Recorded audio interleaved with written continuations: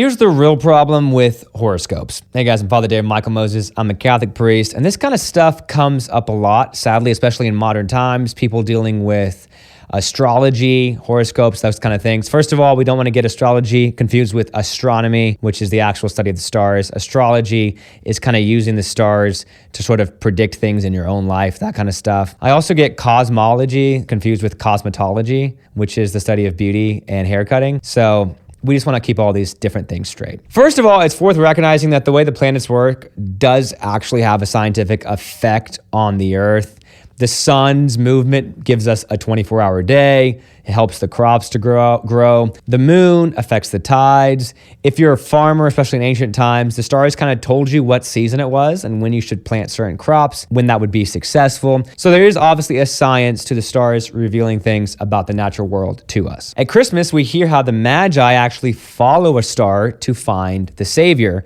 God can use things like that to reveal things to humanity. But what about horoscopes? When being born in a certain month or something along those lines is a prediction of the kind of person that you become. Well, they've actually done studies on that, and there's really not a lot of correlation shown between those two things. They don't have a very high success rate. What is kind of interesting is that when you are born in the year does affect things in your life. For example, if you're born like the youngest person in your class at school when the semester begins, that kind of affects how you develop versus if you're the oldest person there.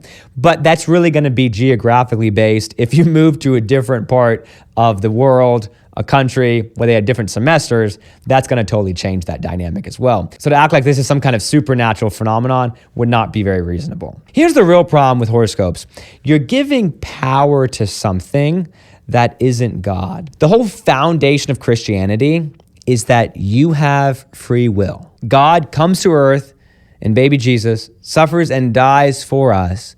He opens the gates of heaven so that we can then freely choose to accept him and to follow him or to reject him. A horoscope telling you what kind of person you're going to be and what kind of decisions you're going to make totally undermines the freedom that ultimately makes us human beings, that we have reason and rationale. We have the ability to choose good or evil. As Christians, we very much reject the notion that you're going to become like this just because you're rich or because you're poor or because you were born first or you were born last or because you came from this country or because you're this ethnicity. Those things do not determine what kind of person you become. When we look at like the lives of the martyrs in the history of the church, these were people who had a choice. They could either follow God, they could cling to him, or they could deny their faith and they could die. And the reason we hold up the martyrs with such high regard is because they chose the good even when it was hard. Meaning that even if we're someone who has a disposition towards something, toward a certain kind of sin, or we have some specific kind of challenge, we can still choose the good even when it's hard. In fact, it matters even more in those moments. It's so easy to try to find something that is a reason for the way that we are. Basically to say, oh, I'm only like this because of this or whatever, and to try to get rid of our responsibility to be a good person in the world. But all that is simply an avoidance of what we're called to. That when you wake up in the morning, your horoscope does not determine how your day is going to go. You're going to choose with the grace of God what you're going to do that day. Another kind of funny example, but I think makes the same point. I heard a guy online say the other day that he was wearing a Fitbit, or maybe it was one of those Oura rings that they wear, and it tells you how you slept the night before. And so he said some mornings he'd wake up and he slept really well, and he had a great day, and some mornings he'd wake up and he would look at the numbers about how he slept, and it would say he had a bad night's sleep, and so he would think like, gosh, I'm gonna have a bad day now because I didn't sleep well last night, and he was crankier, and he was less energized, and less motivated, less focused. And he finally said, I'm gonna stop wearing these things, and I'm gonna stop looking at how I slept, because as opposed to waking up and thinking, I think I'm going to choose to have a good day today, and I'm going to choose at each moment how I respond to things. Instead, he said he was allowing the device basically to tell him what kind of day he was going to have, and it kind of put him in a funk mentally. Obviously, Fitbits or rings, totally fine to use. This is just an example. I'm actually thinking I might get one myself, but you don't want to let it control your life. I think in the same way, anything that is determining, anything that's deterministic of what kind of person we're going to be, how we're going to act, anything that we're blaming as the reason for the way we are is not of God, and ultimately is not of the Christian life. Jesus says, take up your cross daily and follow me. In other words, choose something difficult to take up and freely choose to come after me. Make that your path. Anything that we give power to outside of Christ, even if sometimes people will say like, oh, the horoscope comes from God or something like that.